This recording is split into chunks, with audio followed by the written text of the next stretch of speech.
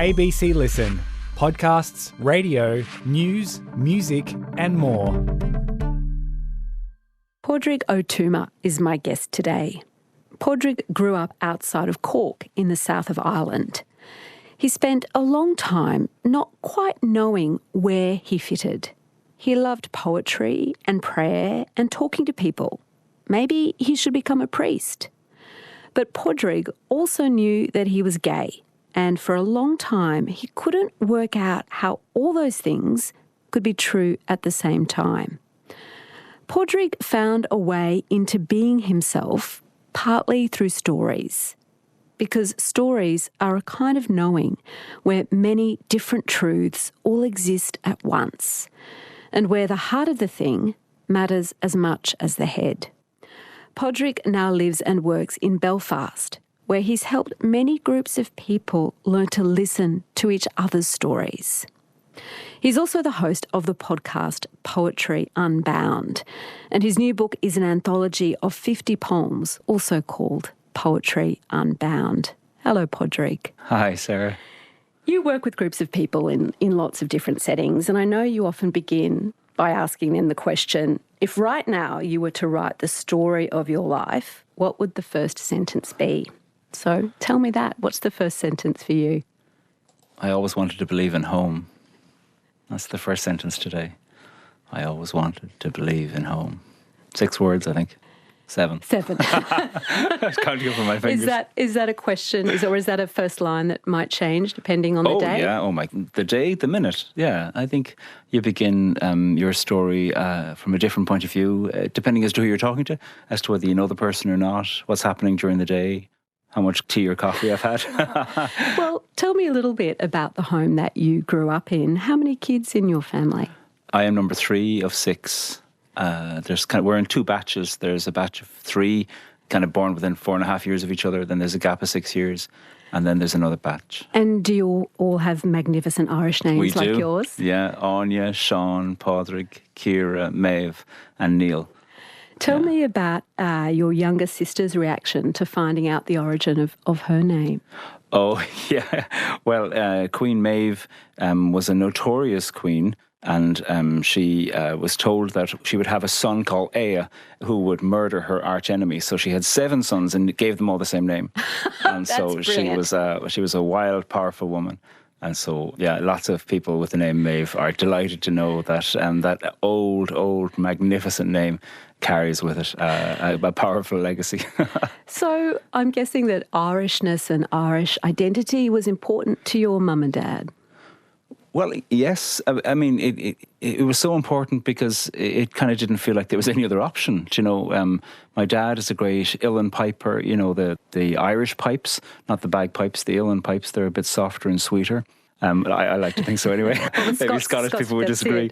So he plays the tin whistle and the uilleann pipes, and Irish language is important to them both, and kind of music and poetry and culture, all of those things were really important growing up, going along to Irish dancing during the week, and yeah, all of us play instruments, and yeah, it was very important. Do you play the tin whistle too, or what's yours? I was terrible at tin whistle. I picked up the guitar when I was 11. I still play.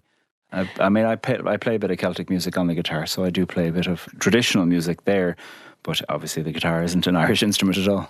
Tell me about the neighbour who helped teach you the Irish language. Yeah, my mother was sick when I was younger, and so there was a woman a couple of doors down, and she had no English at all, really. She came up from Dingle, or in fact not even Dingle, the Dingle Peninsula, Ballyneartherrig, Ballyferriter, you'd say that in English. And she was up in Cork City, and she looked after me for a few years, just for 3 or 4 hours a day. And so by the stage that I got to primary school, I'd heard her speaking to me in gorgeous, fluent Irish for a few hours a day for those few years. So I arrived in primary school not knowing I was bilingual, and really not knowing that there were 2 languages in me. On the first day of school, I remember our teacher, I do have a vivid memory of this, the teacher said, I'm going to teach you some words in a new language. You won't understand them, but just repeat after me. So the teacher was trying to introduce the concept of a new language, and I was confused because everything the teacher said in any language I understood. And I thought something was wrong with me. You didn't think you had a superpower? No, I thought there was something terribly wrong with me. Story of my life. And so, I owe her an extraordinary debt. I thought she was 200 years old. Apparently she was 60. I'll be 60 in 12 years, so it's not too far off. But yeah, she taught me so much. Banati, I called her, woman of the house. It's kind of a landlady, I suppose you'd render that into English. I feel like my love of language came from having been bilingual at an early age and having been curious when eventually I could realise, there are these two languages and I happen to speak them both. I think that helped. And I was curious, it was an introduction to politics too, because apparently I asked my parents when I was 5, why don't we speak Irish all the time? And what do you say to a 5-year-old about, well, let's talk about history, let's talk about Britain, let's talk about our nearest neighbours. That's a very complicated thing to introduce to a 5-year-old, but it kind of introduced the fact that language is always political to me as well. What are the biggest differences between the two languages that you've spoken them now really since your earliest days of speaking? Do they have a different sensibility, Irish and English? Well, I suppose I should speak from my own experience of speaking, that my way of speaking in Irish is much more concrete than it is in English. English, I suppose, can lend itself to abstractions, whereas Irish is a very concrete language. So here's a very poetic example, which is that one way to say I trust you in Irish is "Mo cheasavert lán choshatinna." You are the place where I stand on the day when my feet are sore. Now, you wouldn't be saying that to everybody every day, but it is a kind of a particularly powerful and also poetic way to describe a profound sense of trust. And a way of communicating deep love is to say "Mo cheolhu," you are my music. And so there's gorgeous ways of that.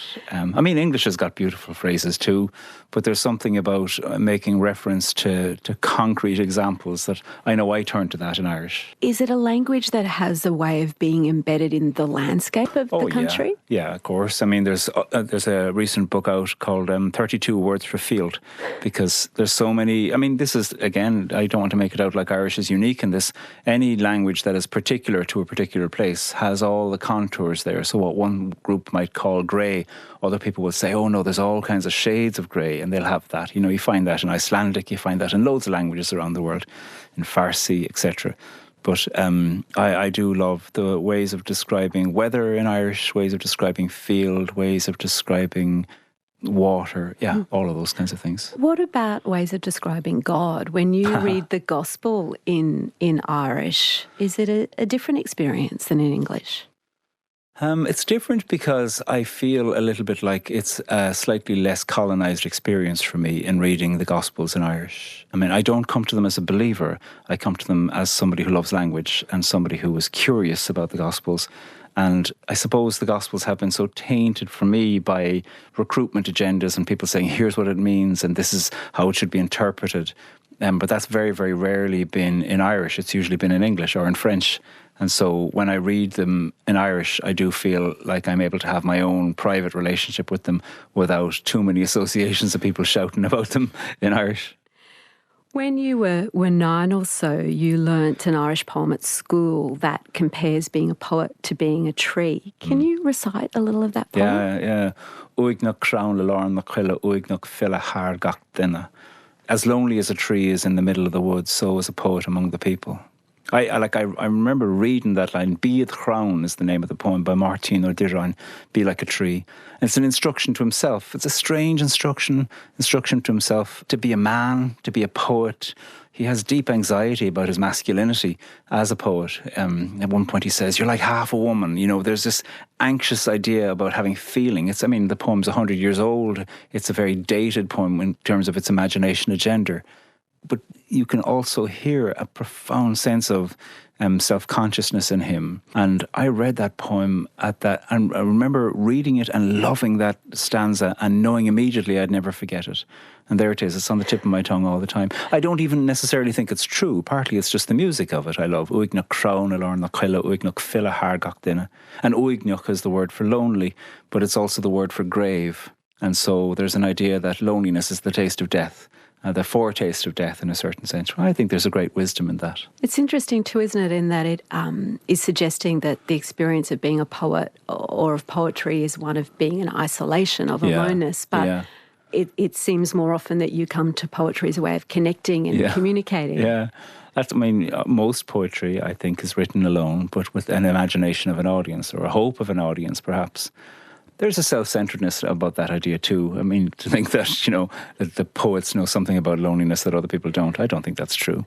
Lonely people know things about loneliness, whoever they are, whatever they do, and that can be all of us. What kind of place did poetry have at school for you?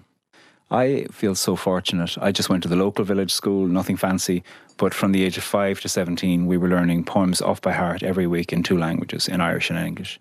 And the expectation was that by the end of the year, whatever your small examinations you'd have, you'd just be able to write a small essay about any of the poems that came up. So you had to have them all memorised. And so that is, I just thought that was normal. I thought everybody around the world who went to their ordinary school down the road had that experience. And I did happen to love poetry, so usually the summer before, before you'd start back up in school, I'd have read all the poems that we'd be doing that year, and there were certain ones I'd be looking forward to learning off by heart, or some I'd even have started to. And then when I started the guitar at the age of 11, I started to put some of the more complex ones to music, and that helped me remember them. What's the different way of understanding a poem by memorising it? How is that different than just reading? Well, you ingest it a bit. The idea is that it becomes as easy and as natural to you as your own breathing. And so it isn't just that you're like, oh, what's the next line? What's the next line? What's the next line? I forgot that metaphor. If you've really learnt it by heart, I love that phrase in English, off by heart. If you've learnt it off by heart, actually you can say it and be thinking about it as you say it. During COVID, back home we were being told to sing happy birthday to yourself whenever you're washing your hands. Twice, I think we were told. Like, my God, that's kind of a recipe for insanity, to be sing happy birthday to yourself 20 times a day, So anyway, I didn't do that. Instead, I recited a W.B. Yeats poem that I love and that I learned when I was 11. Do you want me to recite it? To a child dancing in the wind. Dance there upon the shore, what need you have to care for wind or water's roar, and tumble out your hair that the salt drops have wet. Being young, you have not known the fool's triumph, nor yet love, lost as soon as won, nor the best labourer dead, nor all the sheaves to bind. What need you have to dread the monstrous crying of the wind? Thank you. That's better than happy birthday. Much better. And I don't even have to reach for those words. They're just there. And there's something about that was such a comfort to be able to say it. And, it's a poem about age. It's a poem about W.B. Yeats looking at a girl dancing, and he's thinking about his own life and thinking she lives in a different Ireland than the one he's been in. And it's a poem that holds so much about middle age and looking at time going by. It was such a helpful thing to think about 20 times a day during COVID. So 6 kids at home, Pádraig. Was there a lot of noise? Was it a kind of chaotic energy at home? How do you remember that? There was only noise. Whenever I went to somebody's house where it was quiet and tidy, I was like, what is this strange planet? I had absolutely no idea that such a thing. In fact, I probably didn't believe that it was true. I thought they were just putting on a show. Yeah, so then my parents, there wasn't a lot of money. But, there was never any hesitation if anybody was bringing a pal home from school or whatever, And how did that, did you enjoy that, or were you a little kid who was always looking for a quiet spot or a place to be alone? A bit of both. Yeah, sometimes I enjoyed the company. Depended as to whether I felt like the people liked me or not, in the usual self-consciousnesses of children. But I also did read a lot, and played the guitar a lot. And, yeah. Did you have your own room? I shared with my brother for a long time, and then into teenagerhood, he moved into the utility room. So, yeah. So I did get my own room maybe when I was 13 or something like that. So you were a Catholic family. Did you go to Mass together as a family? Not quite all together, because I don't think we had a car where we could all fit in together, knowing when, under certain rules about legality of about seatbelts. But yeah, we all went to Mass every weekend. There was a whole bunch of Masses down in the local parish, so my parents are still daily Mass goers. They go every day, went on Zoom during COVID. And yeah, for a long time I was a daily Mass goer as well. And what was the experience of being in church like for you as a child? Did you remember that as a place, a building you were happy to be in, a space you enjoyed? Yeah, but there was never an option not to be going there every week. It was but you could sit there and be cranky, or you could sit there. Yeah. I joined the folk group when I was 11, and that was an opportunity to bring the guitar and to play, and so I enjoyed that. So I was often involved in the music at Mass. The whole way throughout teenagerhood, really, I was involved in music at Mass. There are some big things to take in if you're raised Catholic as a child. You know, this idea of sin, the idea that you've got to make confession, the presence of Satan and of evil. About the same age that you encountered that poem about the poet and the tree, what rumour went around your class about saying the Our Father backwards? Oh, it was amazing. One of the fellows in the class, I still remember his name, said that if you can say the Our Father backwards while you look in the mirror image will turn into the face of Satan. And Oliver, that was his name, he said he saw it. And Oliver then he did it. He did it. And then he threw up. And, He threw up. Me and my friend Gavin walked the whole way home, a mile and a half or 2 miles. We walked the whole way home saying Hail Marys over and over again like desperate children. Something so brilliantly specific about the instructions. Like there's a kind of genius in that, isn't it? But that is the genius of it. It isn't just like looking one way or something weird. It's just, and saying something backwards is very difficult. And that's the thing, to have the capacity to say a full prayer like that backwards is difficult. My parents, I had begged for a Bible when I was 10 or 11. And so my parents had gotten me a children's Bible, and the first thing I did was to look through it to see was there a picture of the devil. And there was. He's sky blue, and he has a convenient tail for spotting him among the people, and he's fiery red eyes. And I was fascinated by this picture of the devil. Was that, by the time that you were growing up, was there still an emphasis on that side of Christianity, on sin and on evil and on guilt? In the Irish Catholicism of the local parish, it was actually very mild. Stuff about, make sure you do your confession and get the questions right for the bishop, that kind of authoritarian thing. But it was relatively mild. I can't remember any sermons from the priests about hell or the devil or anything like that. It was when I got involved in kind of later teenage years and middle teenage years in ecumenical, charismatic Christianity. Then Satan came in with great festival and fanfare. Did you have much to do with Protestants as a child? I was intrigued by Protestants, always intrigued by them. At the age of 11, I started to go to these summer camps, and my mother, there was a lovely woman called Bernie, who I believe moved to Australia. She was a nurse, she was a kind of a youth worker on these summer camps. And my mother said to me, I thought Bernie was brilliant, absolutely lovely. And then my mother said to me, she's Protestant and they're wrong. And I felt so sad for poor Bernie being wrong. I mean, I didn't know what she was wrong about. I was 11, but she was existentially, ontologically wrong. And I was 11, apparently, because I was born into the right tribe. I was grand. But I met other people too, people who changed my life. A lovely man, Aldo Magliacco, who was a youth leader at that stage, Italian family, but brought up in Belfast. Great ecumenical man of kindness and goodness. And another guy, Glenn Jordan, who became a dear and beloved friend. We co-wrote a book together. Growing up in Ireland in those years, in the 70s and 80s, can you remember a moment or an event where you realised, being homosexual is bad? Well, I mean, I was in a boys' school for primary school, so up until the age of 12 or so, and so it was just kind of being called a girl, being called a faggot. That was just absolutely part of every single day, really. And so I was definitely being called that all the time. Maybe because I liked poetry particularly, or because I liked gymnastics, or because of it didn't really matter. You could laugh the wrong way one day and be called like that. And so yeah, I always knew. So the term homosexual or gay or faggot or any of those things, all of those had negative connotations without even knowing what they meant, And then around the time of puberty, when it began to, in a very limited, awkward way, understand sexuality, I began to go, oh God, I am what they say I am. So there was no gap really between the sense of who you are and the sense that it's the wrong way to be? Not at all, no. It was just immediate, yeah. And that was societal, that's the thing. I very rarely heard it in the Catholic parish point of view.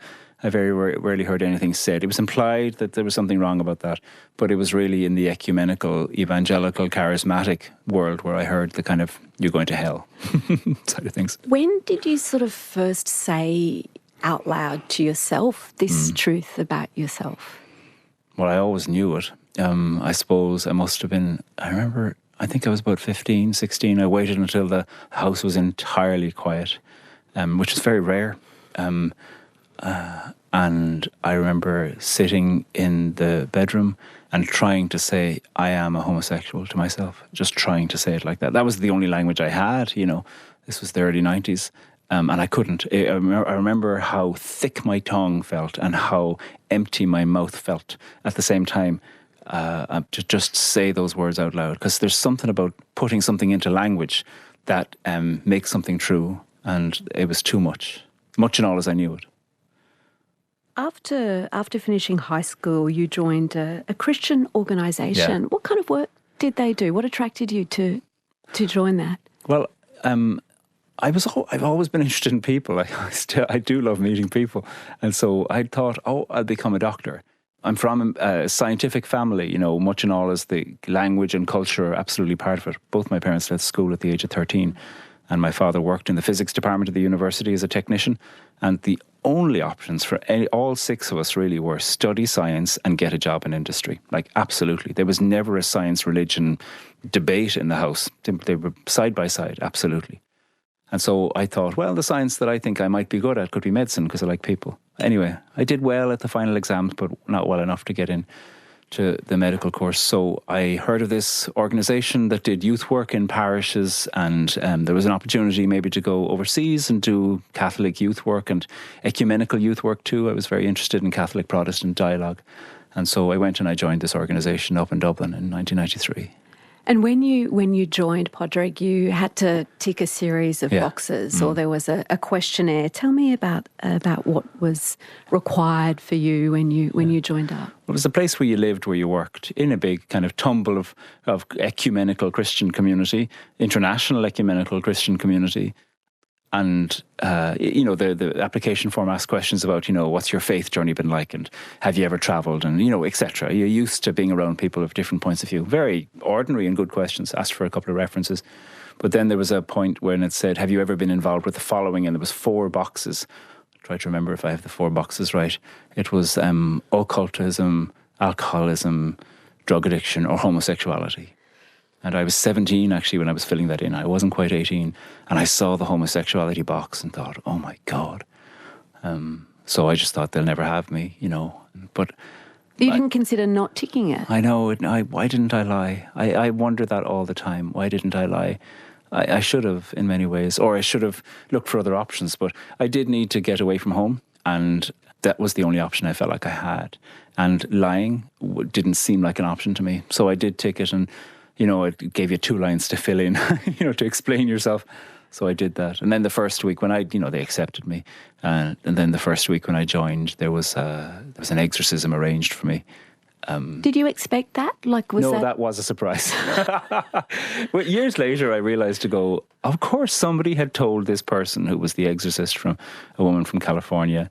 The whole thing was a setup, because she came to me and she said to me, there's something that you're carrying that you have to tell us about, that we need to deal with because the devil's got his hand on your shoulder. I mean, this was madness to me. And at the same time, what are you supposed to do? She was coming across like some kind of authority. So then she screamed at the devil in me. And I mean, that's such an extreme experience to go through. Were there other people around you, or was it just you and her, or what? No. There was about 20 people in the room, yeah. And how do you remember experiencing that at the time? Well, just shame, because suddenly you're outed, because she's screaming at the demon of homosexuality. So suddenly there's a lot of information being communicated in the room. A, that you've got a devil in you, and B, that it's a gay one. Now I look back and think, of course I didn't have a devil in me. That's absolutely straightforward. But now I look back and I think, actually telling somebody that they have a devil in them puts a devil in them. And that another way within which language has to be carefully curated. The things we say to people actually can create something. And we hope it can create something fruitful, but that was not fruitful. Oh, there's a story in the Gospel of Mark about the casting out of devils. There's this outcast man who all day long he's howling, he's gashing himself with rocks, and then Jesus turns up. What happens next? It's a gorgeous story. The Gerasene demoniac, it's called. It says, that he's been tied up and he's ripping the chains apart, and Jesus comes and says to him, what's your name? And the guy says, my name is Legion, for we are many. Deeply poetic response, really. Anyway, Jesus of Nazareth is cleansing this man of his affliction, and all the demons go into these pigs, and the pigs rush down and throw themselves into the water, because it's happening by the lake. And then it says that the people of the town come and they see the man clothed and in his right mind, and they are afraid. And the biggest question for me in that text is, are they afraid because of the devils? Or are they afraid because the man has seen? And was that man howling and gashing himself with stones because of devils, or were the devils put into him by the way that he was treated by the community? And so when you demonize somebody, you create something in them where often you can begin to act in a way that is beneath yourself, but actually you're filled with information as well about the group of people that are demonizing you. And one of the things for me in being demonized in that way is that you get a lot of access to information about the Christian communities that demonize you. Was that story used as one of the justifications for how you totally. were being treated? Oh, absolutely. Oh, my God. Yeah. So it takes an enormous imaginative courage to engage with that story in the way that you are. I wonder sometimes why I didn't just walk away. In some ways I have, of course. I don't consider myself to be a believer anymore, but I still love the texts. I think it's just the love of language in me. I wanted to figure it out. I wanted to, or not figure it out, as if I could figure it out. I wanted to figure my relationship with these stories out.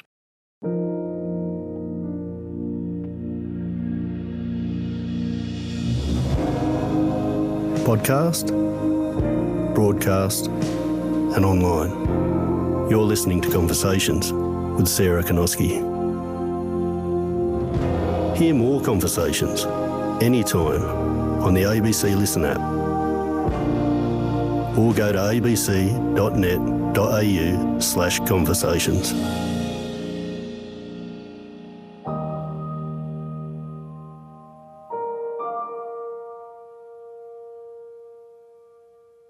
Pádraig, that story in the Gospel of Mark about Jesus casting out these demons from this man, a story that sort of had real significance for you. How does it end?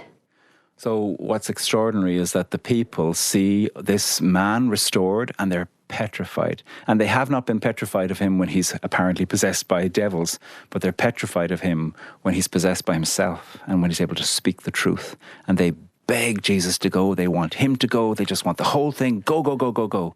And Jesus goes, grand, I'm going. But he says to the man, go home to your friends. Now, that's a terrible thing to say because these people are not his friends. They've treated him poorly. And he wants to go with Jesus, He wants to go with Jesus too. And so it's extraordinary that this man is sent back to be an emissary of his own dignity among the people who had denied his dignity. And this, I think, is at the heart of a social reading of human dynamics in these texts. I'm not that interested in what biblical texts say about heaven, because what does anybody know about death and whatever comes after? I'm really interested in the psychological insight about human community that sacred texts have. And this sacred text demonstrates the capacity to say, actually, the very people who have demonized you have things to learn. And I don't think it's fair. I don't think it's good. I don't think I'd do it to somebody. But certainly this text sends a man back to be an emissary of his own dignity. And that's a fascinating thing, that the people have to face their own capacity to demonize in the face of the one who is himself and always was himself. For you, Pádraig, when the exorcisms didn't work, you were then went through what gets called here is conversion therapy, but I think is more commonly called reparative therapy in Ireland. How did a conversation you were having with someone during that help you untangle yourself from that whole framework of looking at yourself? Yeah, somebody, because I was living where I was working, and somebody said, look, those exorcisms haven't worked, the three of them. Three? They put you through three? There were three, yeah. But then they said, look, you should go along and see this fella who knows about theology and psychology, and so that he'd be able to cure you. The idea really was that if you could figure out how you got gay, that knowledge, it's a very Gnostic imagination, that knowledge somehow would redeem you and move you away. And, there'd be healing prayer, reparative therapy, curative therapy, healing prayer. It's called all kinds of things to fly under the radar. So I was seeing him for a few years, and I had such little confidence in any knowledge about theology or psychology. What did I know? I was 19 and 20. But he was trying to get me cured, and he was saying to me, do you have any friends who are girls? I was like, yeah, sure. And he said, well, look at the girls who are your friends and decide which one of them is the prettiest. And next week we're going to talk about, it's crude. He said, next week we're going to talk about what kind of sex you want to have with the prettiest of the girls. So I came back and I said to him, I don't want to have the kind of sex you seem to want me to have. And this is exactly what he said. And this broke it. He said to me, your problem is language, Pádraig. And he goes, you just said you don't want to have sex. Have is a selfish verb. You shouldn't want to have sex with a woman. You should want to give sex to a woman. It's absolutely bonkers. But my first thought was, ní féidir leat an méid seo a chur an Gaeilge. You could not say that in Irish. You could not say it. Because I'm always thinking in two languages. What do you mean? Why couldn't you say it in Because you don't conjugate sex with the verb have in Irish. And I just thought, verbs aren't moral, like in terms of selfish. Like you can't say there's a have, it's a selfish verb. We all hate have. Let's all go off and, praise give and shun have. It's absolutely ridiculous. But how that opened for me was you can't say that in Irish. And I got up and left. Really? I literally got up and left. And I've been told if I left that therapeutic process that I wouldn't be able to live and work in the place where I was. And I got back, just, there it was me. I was 21 and the world was bright and frightening and beautiful and brilliant. And I walked around filled with joy and fear saying, I am gay. And it was just the joy of being able to say something in language, because he had used to coach me to say, I'm a heterosexual person innately who struggles with a problematic homosexual orientation. My God, what terrible language. And I walked around. It was a cold winter's bright day in Dublin. And I was thrilled with going, this is truth. And there was an exorcism that happened there. It really was an exorcism of the imagination to be freed into its own self. It was extraordinary, absolutely wonderful. And I could tell nobody, absolutely nobody, but it was thrilling. Well, after that inner exorcism, there were still these years where you were trying to work out what does that mean for how you were going to live your life. The priesthood wasn't the option that you imagined it might one day be. You sort of set off travelling. You went first to France and ended up in a monastery. I guess that's a clue. I still was kind of thinking of the priesthood. I mean, because I like community, I like people, I like work, I like, all of that. So I still was. I went and stayed with a community in France for a little while. And then came to Australia. What brought you out here? Church-based youth work. I mean, God has been the ghost that's followed me everywhere. Or maybe I followed the ghost of God. Who knows? And how did being this far away from home allow you to reinvent yourself or the way you thought of yourself? Did it? A little bit, yeah. I mean, a friend of mine before I left said, you really do need therapy. She's a good friend. And so I went to see a magnificent therapist, Peter Saunders, who's recently retired. I went and saw him for 3 years when I lived in Melbourne, and it was absolutely wonderful. So fantastic to have the opportunity to be able to tell truths about my life, because I was still working within a religious context. And so, I wasn't in any relationships, And why did you finally decide to return to Ireland? I really wanted to study theology, and I couldn't afford the international student rates here. So I moved back to Ireland. And you went to Belfast. Yeah. How much of a culture shock was Belfast? Well, I'm an absolute nationalist when it comes to Irishness. So, I mean, I just think Cork and Belfast and Galway and the Aran Islands. There's all kinds of different experiences of Ireland, depending as to whether you're living rurally or in a city. But, I mean, I'm obviously moving to Belfast, where there is the very particular history of the Troubles and the border and the British identities that have been there for a very long time. It was a confrontation in terms of being treated like a foreigner while you're in your own country. That was one of the things. What did you see out of your window on the first night in Belfast? I was living right next to one of those poorly titled peace walls that separates kind of British from Irish communities in West Belfast. And there was a young fella who was draped in an Irish flag on my back wall, looking up over a wall that was separating two communities. And he was singing, do you have the song, What Shall We Do with the Drunken Sailor here? So he was singing, burn, burn, burn, ye bastards, to the tune of What Shall We Do with the Drunken Sailor? Burn, burn, burn, ye bastards, burn, burn, burn, ye bastards. I'd say he was 9 or 10, just there by himself. Yeah, I just thought, my God, what are you? He's telling a truth of a community in a way, pumping his fist. Fury gone over in a little song. You started working with kids in another sort of youth group setting in West Belfast. Yeah. Were they keen to talk about God and have the kinds of conversations you wanted them to have? Well, yeah, it was a chaplaincy job working with Margaret McClory at the De La Salle Retreat Centre in West Belfast. They were keen to talk about it, and not necessarily keen to talk about being religious. I would never make any assumption that they were. but they were filled with opinions when you'd say, what do you think about the question of God? That was fascinating. And what kind of things did they say that surprised you? well, one time I asked them what they thought about Jesus, and one of them said, I think he's like a therapist.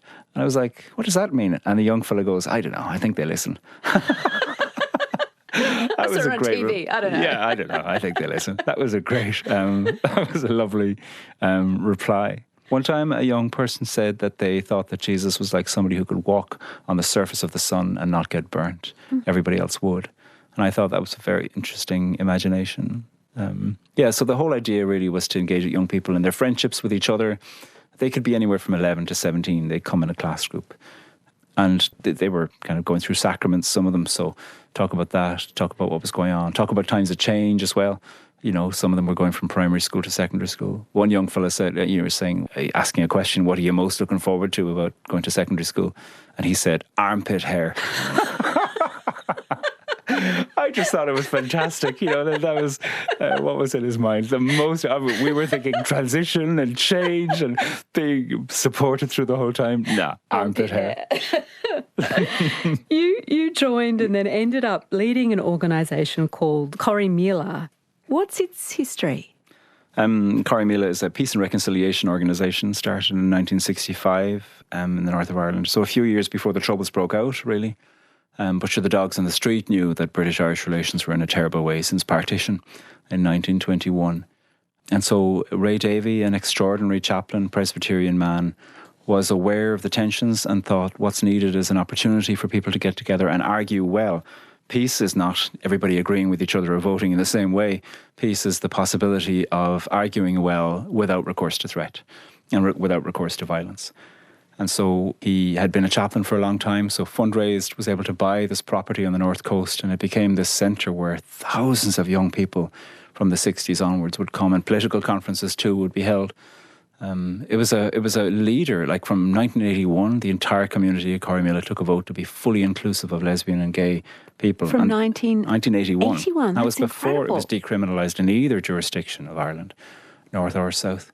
So it was extraordinary. So when I came to hear of it in the late 90s, early 2000s, I was like, what is this place? So what does the name mean in Irish? Nobody totally knows. In Ireland, Scotland and Wales are the same. Every few fields will be called a townland. It's got nothing to do with a town. It's just the name that locals have given it for a long time. So Corrymeela is hundreds of years old, really, as a name. So somebody once suggested that it meant Hill of Harmony, and they were like, oh my God, how lovely. I know a Peace and Reconciliation Centre on the Hill of Harmony. It probably means something more like lumpy crossing place, which is much more akin to what actually peace is like, a lumpy crossing place. Well, the conversations around difference that happen there include, of course, Catholics and Protestants. How difficult can it be from people from those two traditions to even sit in the same room? Yeah. Well, first, I think it's always important, and I think loads of people will know this too, that in the context of Ireland, when you talk about Catholic and Protestant, typically you're talking about Britishness and Irishness. People will have had family members murdered, people will have been threatened in their own homes, and so Catholic, Protestant really are doorways into phenomenal political experiences. Like in our family history, my great-great-great-grandparents were starving and took themselves and their two sons to finally go to the Protestant soup kitchen, because if they converted to Protestantism in the 1840s, in this particular soup kitchen, they could get some soup. But they starved. So, and only one of their two sons survived. So this kind of shows you that what Catholic Protestant can mean within the context of long colonialism. So therefore, when it comes to questions to bringing Catholics and Protestants together in the north of Ireland, you really usually are talking about political violence, communities being separated, threat, impoverishment, and urban impoverishment, ways within which paramilitary or policing activity has been a threat within a community, how it is that people have been recruited to those organisations as well, and how it is that communities can begin to stabilise and normalise. When there's such a long and powerful and often tragic history, how do you even start a conversation in the present? I mean, the field of peace work is a big field, and so some people will approach it through policy, some people will approach it through human encounter, some through education, some through historical recovery, etc. And the idea really is that all of the people working in the peace field can collaborate with each other. I tended to work in the human encounter side of things. What you're doing is you're bringing people from communities who have volunteered to come together, given consent, certainly, to come together, where they're curious about meeting each other, curious about exploring their own pain and experience in the presence of somebody who comes from a different point of view. There's a desire to reconcile, to learn, to argue within the context of that. And of course, then you want to take some of those experiences and think, well, what of that could be recommended to policy for education or for government or for funding? I guess there might be an impetus where people want to tell their story or share their story.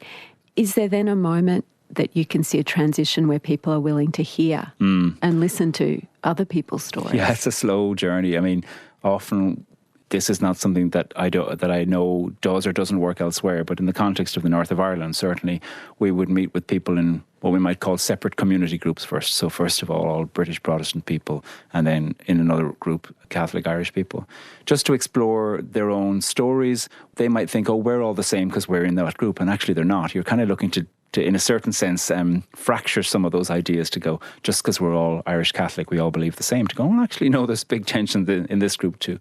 And then with some skill and time, people come together to learn. And so there's all kinds of ways within which you make it safe. You carefully explore risk.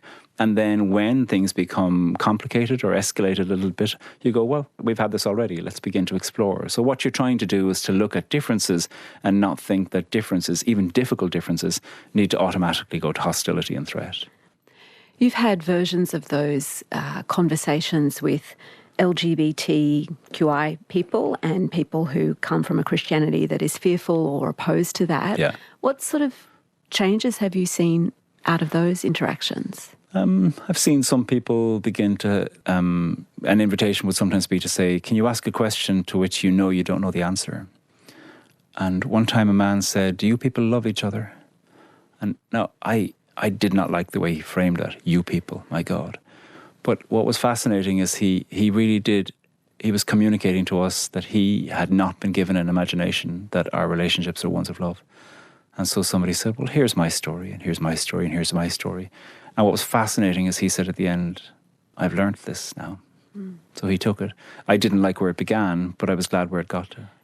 And it's wonderful that it got there for that individual. I guess I can't help but think about the demand that makes of people to be generous with their story and their own integrity with people who are opposed to them. What do you say to people who are like, well, why should I have to convince someone about it? Oh, they shouldn't. Absolutely. I would never. I mean, I convince people not to come into those rooms as LGBTQI people. You convince them not to? Not to. My God, why on earth should you learn the tools for defending your own dignity?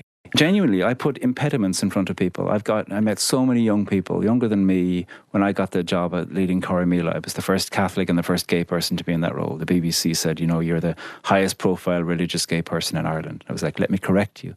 I'm the highest profile out religious gay person in Ireland. There are so many bishops in so many denominations, so many mother superiors, my God.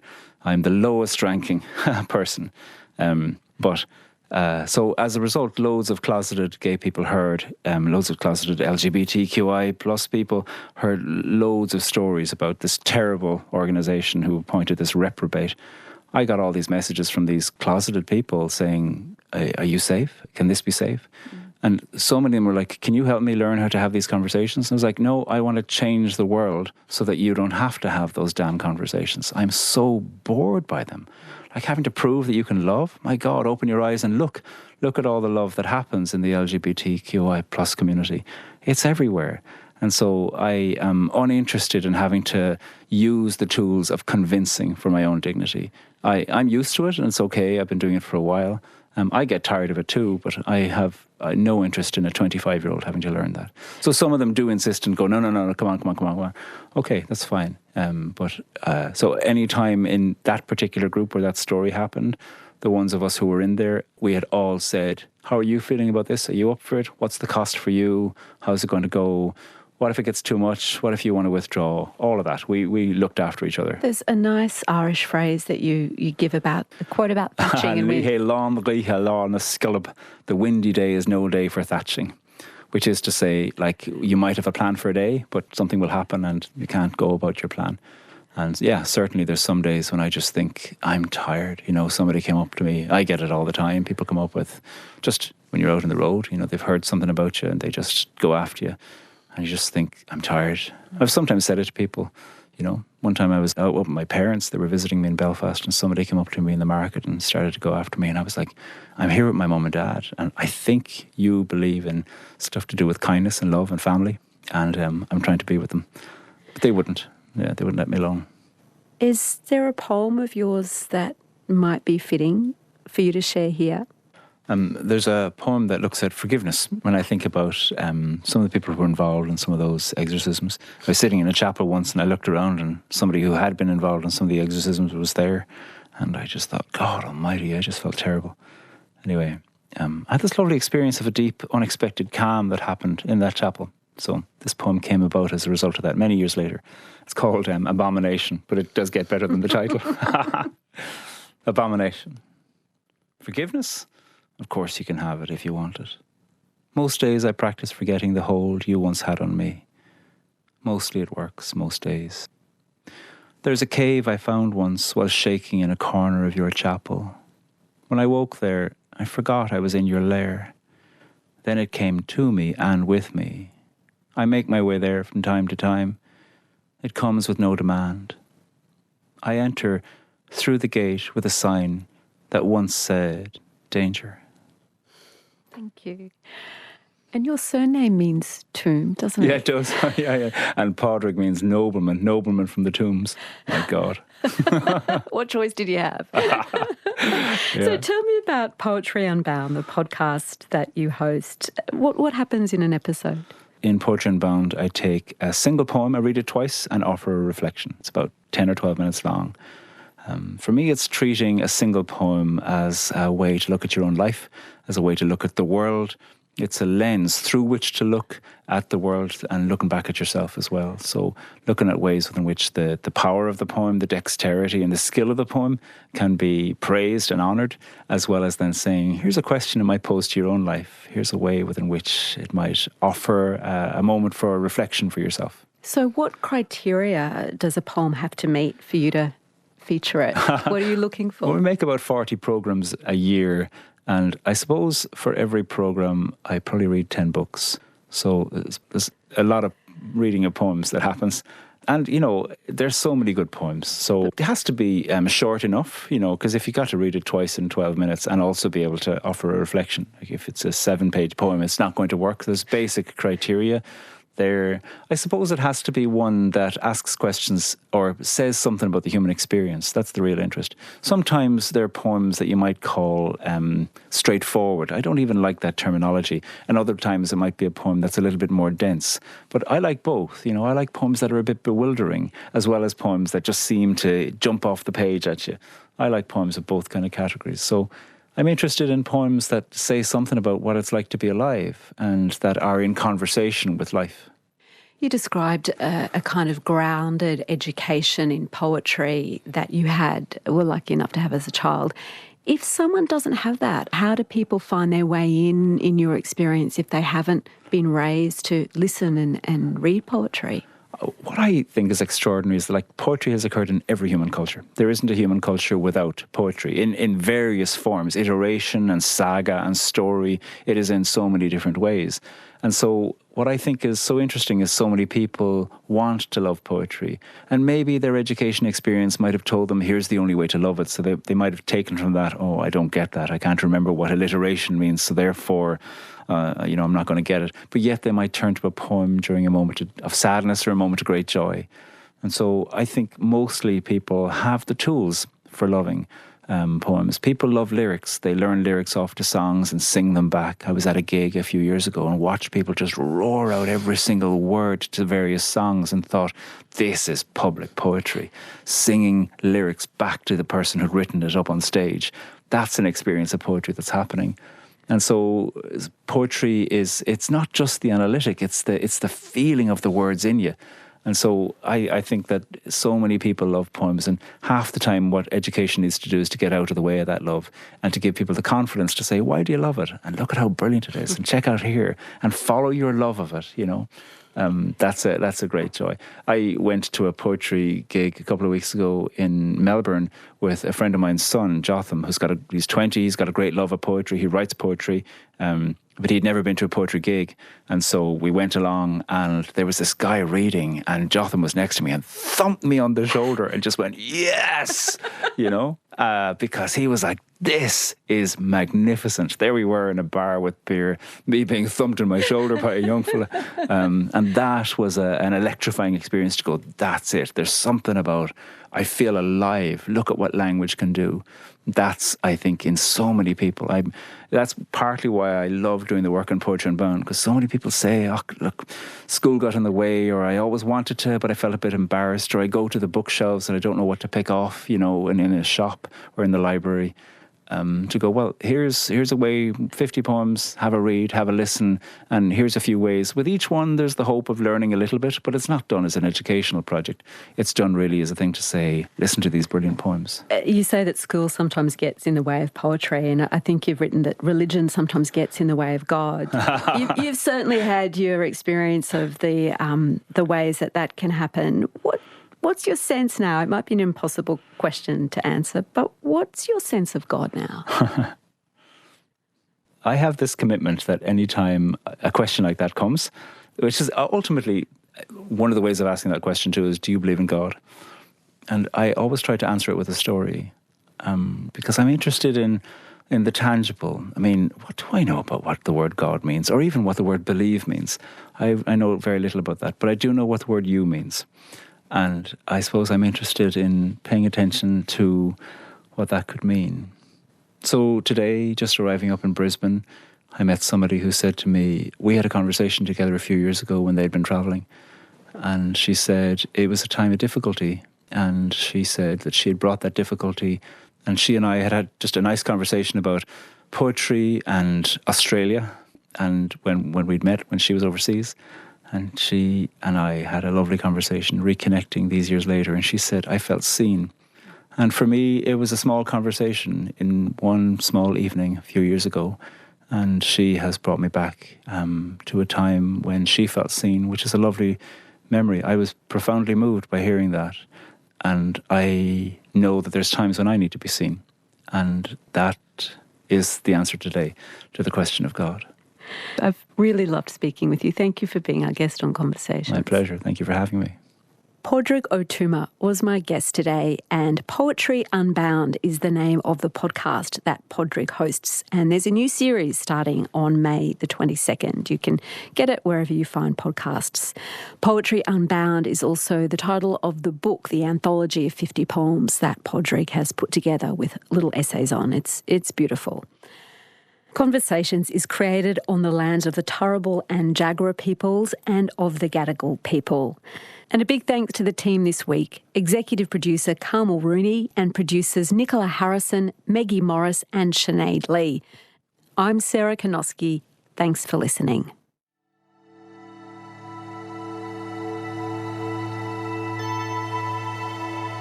You've been listening to a podcast of Conversations with Sarah Konoski. For more Conversations interviews, head to the website abc.net.au/conversations.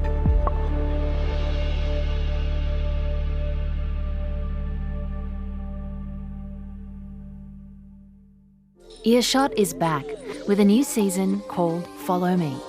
Meet a doomsday cult leader. When these chastisements happened, hell would be opened and all the devils would walk the earth. I mean, loving The Cure now, Die-hard music fans. At the tender age of 52.